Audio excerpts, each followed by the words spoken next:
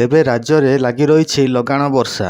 ଗାଙ୍ଗେୟ ପଶ୍ଚିମବଙ୍ଗ ଏବଂ ଏହାର ଆଖପାଖ ଅଞ୍ଚଳରେ ସୃଷ୍ଟି ହେଲା ଲଘୁଚାପ। ତେବେ ଆସନ୍ତା 24 ଘଣ୍ଟା ମଧ୍ୟରେ ଅର୍ଥାତ୍ 6/7/2025 ରାତ୍ରି ସୁଦ୍ଧା 2ଟି ଜିଲ୍ଲାକୁ ଅରେଞ୍ଜ ୱାର୍ଣ୍ଣିଂ ଜାରି କରିଛି ପାଣିପାଗ ବିଭାଗ।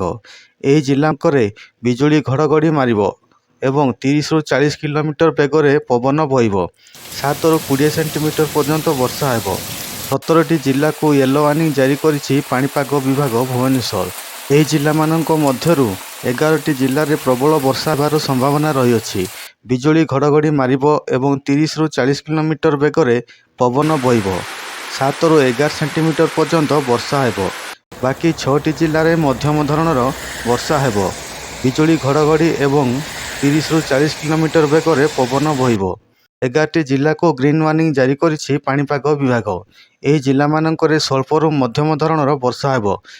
ତେବେ ଚାଲନ୍ତୁ ଜାଣିବା କେଉଁ ସବୁ ଜିଲ୍ଲାଗୁଡ଼ିକରେ ବିଜୁଳି ଘଡ଼ଘଡ଼ି ସହ ପ୍ରବଳ ବର୍ଷା ହେବ। ତେବେ ସେସବୁର ସମ୍ପୂର୍ଣ୍ଣ ବିବରଣୀ ଜାଣିବା ପାଇଁ ଆମ ଭିଡ଼ିଓଟିକୁ ଶେଷ ପର୍ଯ୍ୟନ୍ତ ଦେଖନ୍ତୁ।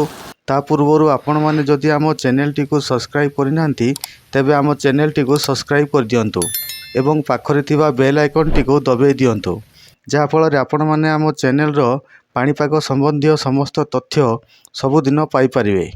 ଗାଙ୍ଗେୟ ପଶ୍ଚିମବଙ୍ଗର ଉତ୍ତର ଭାଗ ଏବଂ ଆଖପାଖ ଅଞ୍ଚଳରେ ଉପର ବାୟୁ ଘୂର୍ଣ୍ଣିବଳୟ ସଞ୍ଚାଳନ ଜାରି ରହିଛି ଏବଂ ବର୍ତ୍ତମାନ ଉଚ୍ଚତାର ସହିତ ଦକ୍ଷିଣ ପଶ୍ଚିମ ଆଡ଼କୁ ଢଳି ରହିଛି ଏବଂ ସମୁଦ୍ର ପତନଠାରୁ 7.6 କିଲୋମିଟର ପର୍ଯ୍ୟନ୍ତ ପ୍ରସାରିତ ହୋଇଛି। ଏହାର ପ୍ରଭାବରେ ଆଗାମୀ 24 ଘଣ୍ଟା ମଧ୍ୟରେ ଗାଙ୍ଗେୟ ପଶ୍ଚିମବଙ୍ଗ ଏବଂ ଏହାର ଆଖପାଖ ଅଞ୍ଚଳରେ ଏକ ଲଘୁଚାପ ସୃଷ୍ଟି ହେବାର ସମ୍ଭାବନା ରହିଅଛି, ଯାହାଫଳରେ ଜୁଲାଇ 9 ପର୍ଯ୍ୟନ୍ତ ରାଜ୍ୟରେ ପ୍ରବଳ ବର୍ଷା ହେବାର ସମ୍ଭାବନା ରହିଅଛି। ତେବେ ରାଜ୍ୟରେ ଜୁନ୍ 1 ତାରିଖରୁ ଆଜି ପର୍ଯ୍ୟନ୍ତ 333.2 ମିଲିମିଟର ବର୍ଷା ହୋଇଛି, ଯାହାକି ରାଜ୍ୟରେ ଭଲ ବର୍ଷା ହୋଇଛି। ଆଜି ଦିନର ତାପମାତ୍ରାରେ କୌଣସି ପରିବର୍ତ୍ତନ ଦେଖିବାକୁ ମିଳିବ ନାହିଁ। ଆଗାମୀ 24 ଘଣ୍ଟା ମଧ୍ୟରେ ଦିନର ତାପମାତ୍ରାରେ 1ରୁ 2 ଡିଗ୍ରୀ ପର୍ଯ୍ୟନ୍ତ ହ୍ରାସ ପାଇବ ବୋଲି ପାଣିପାଗ ବିଭାଗ ପକ୍ଷରୁ ସୂଚନା ଦିଆଯାଇଛି। କେନ୍ଦୁଝର, ମୟୂରଭଞ୍ଜକୁ ଅରେଞ୍ଜ ୱାର୍ଣ୍ଣିଂ ଜାରି କରାଯାଇଛି। ତେବେ 17ଟି ଜିଲ୍ଲାକୁ ୟେଲୋ ୱାର୍ଣ୍ଣିଂ ଜାରି କରାଯାଇଛି। ସମ୍ବଲପୁର, ଝାରସୁଗୁଡ଼ା, ଦେଓଗଡ଼, ସୁନ୍ଦରଗଡ଼, ବରଗଡ଼, ଅନୁଗୁଳ, ଢେଙ୍କାନାଳ, ସୋନପୁର, କୋରାପୁଟ, ରାୟଗଡ଼ା, ନବରଙ୍ଗପୁର ଏହି 11ଟି ଜିଲ୍ଲାରେ ପ୍ରବଳ ବର୍ଷା ହେବ। ବାକି 6ଟି ଜିଲ୍ଲା କେନ୍ଦ୍ରାପଡ଼ା, ଭଦ୍ରକ, ବାଲେଶ୍ୱର, ଜଗତସିଂହପୁର, ଯାଜପୁର, କଟକରେ ମଧ୍ୟମ ଧରଣର ବର୍ଷା ହେବ।